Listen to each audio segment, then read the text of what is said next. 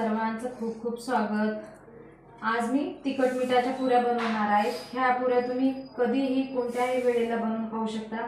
खूप छान टेस्टी पुऱ्या होतात ह्या। लहान मुलांना डब्यामध्ये पण देऊ शकता, प्रवासाला पण घेऊन जाऊ शकता। तर त्यासाठी मी हे 2 वाट्या गव्हाचं पीठ घेतलेलं आहे, अर्धी वाटी बेसन पीठ घेतलेलं आहे, दही, मीठ, लाल तिखट, जिरं, हिंग, हळद, कस्तुरी मेथी, तेल, धने जिऱ्याची पूड, तीळ, लसूण आणि ओवा। साहित्य पाहिलेलं आहे।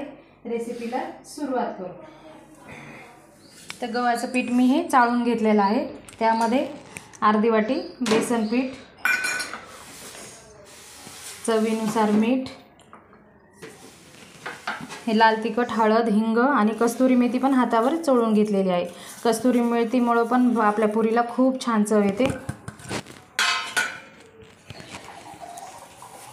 1 चमचा तीळ, बारीक चिरलेली कोथिंबीर,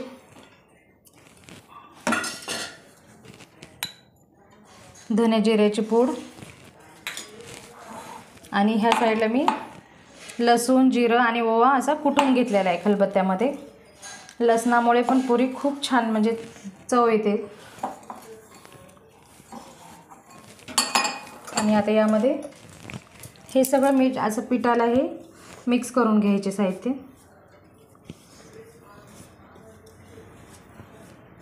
आता यामध्ये 1 चमचा असं कडकडीत मी तेल टाकणार आहे, त्यामुळे आपली पुरी खुसखुशीत होईल।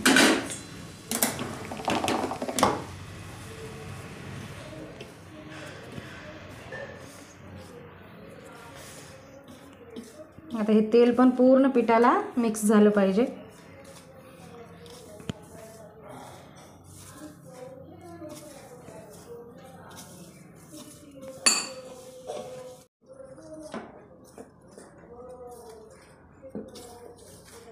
तर तेल चांगलं मिक्स झालेलं आहे पिठामध्ये।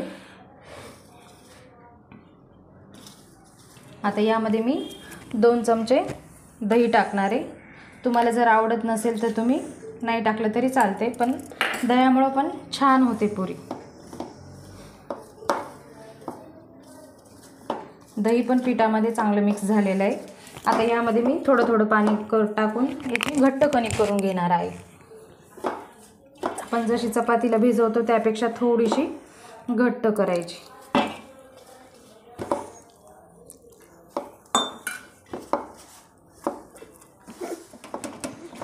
तर कणिक करून घेतलेली आहे, अशा पद्धतीने केलेली आहे ही कणिक। आता ही कणिक 10 मिनिटासाठी मुरण्यासाठी ठेवायची, आपल्याला बाजूला ठेवून देणार आहे।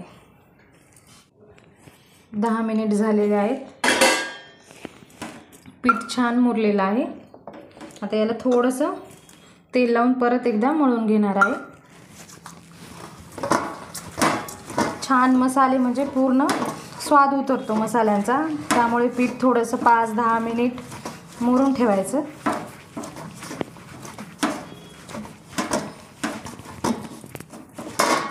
तर आता पुऱ्या करायला सुरुवात करू। तर असा छोटासा गोळा घेतलेला आहे लिंबा एवढा। खूप जास्त पातळ पण नाही आणि जास्त जाड पण नाही पुरी करायची, मध्यम आकाराची करायची। आणि इकडे ह्या साईडला तेल गरम करायला ठेवलेलं आहे। ही पुरी तुम्हाला जर फुगून नसली पाहिजे तर तुम्ही याला काटे चमच्यानं असे त्याचे टोचे पण मारून घेऊ शकता, पण मला मस्त टम्म फुगलेली पुरी पाहिजे, त्यासाठी मी अशीच टाकणार आहे तेलामध्ये। तर अशा पद्धतीने मी ही पुरी केलेली आहे। खूप जास्त पातळ पण नाही आणि जाड पण नाही। तर आता ही अशीच तेलामध्ये सोडणार आहे। तर ह्या साईडला तेल पण गरम झालेलं आहे।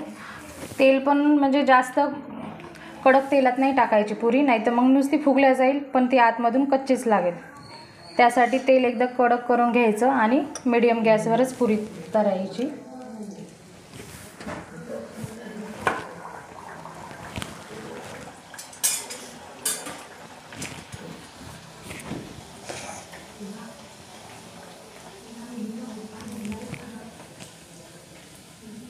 तर खालची साईड झालेली आहे, आता दुसरी साईड तळून घेऊ।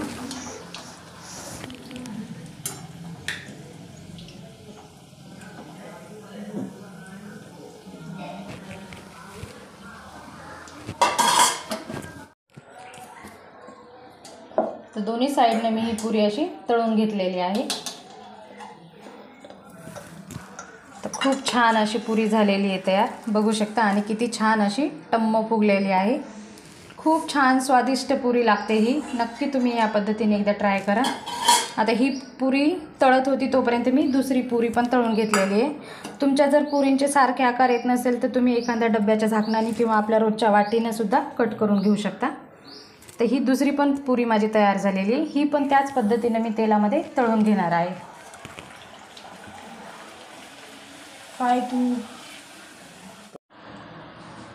तर ही दुसरी पुरी पण मी तळून घेतलेली आहे आणि तिसरी पुरी पण तयार केलेली आहे। तर आता ह्याच पद्धतीने मी बाकीच्या राहिलेल्या पुऱ्या तळून घेणार आहे। तर अशा पद्धतीने मी सर्व पुऱ्या तळून घेतलेल्या आहेत। बघू शकता प्रत्येक पुरी अशी फुगलेली आहे आणि खूप छान अशा मस्त खुसखुशीत पुऱ्या झालेल्या आहेत। तर एक पुरी अशी तोडून पण दाखवते। मस्त किती छान झालेल्या आहेत पुऱ्या। तर ह्या पुऱ्या तुम्ही लोणच्यासोबत, दह्यासोबत किंवा बटाट्याच्या भाजीसोबत खाऊ शकता। ह्या नाश्त्याला, दुपारच्या लंचमध्ये किंवा रात्रीच्या डिनरमध्ये तुम्ही बनवू शकता किंवा मुलांना डब्याला पण देऊ शकता। खूप छान लागतात ह्या पुऱ्या। एकदा नक्की या पद्धतीने ट्राय करा। व्हिडिओ आवडला असला तर लाईक करा, शेअर करा। चॅनलवरती नवीन असाल तर चॅनलला सबस्क्राईब करा। तर अशा प्रकारे मी हे ताटात पुऱ्या काढून घेतलेल्या आहेत। दही घेतलेले सोबत आणि ही मुलांना मॅगी मसाल्यातली भाजी केलेली आहे बटाट्याची, लिंबाचं लोणचं, आवळ्याचं लोणचं। तर तुम्ही अशा पद्धतीनं कशासोबत पण खाऊ शकता। तर मस्त हे लहान मुलांचं खूप आवडतं आहे पदार्थ, मस्त तिखट मिठाची पुरी आणि बटाट्याची भाजी। तर अशा पद्धतीने तुम्ही नक्की एकदा ट्राय करा।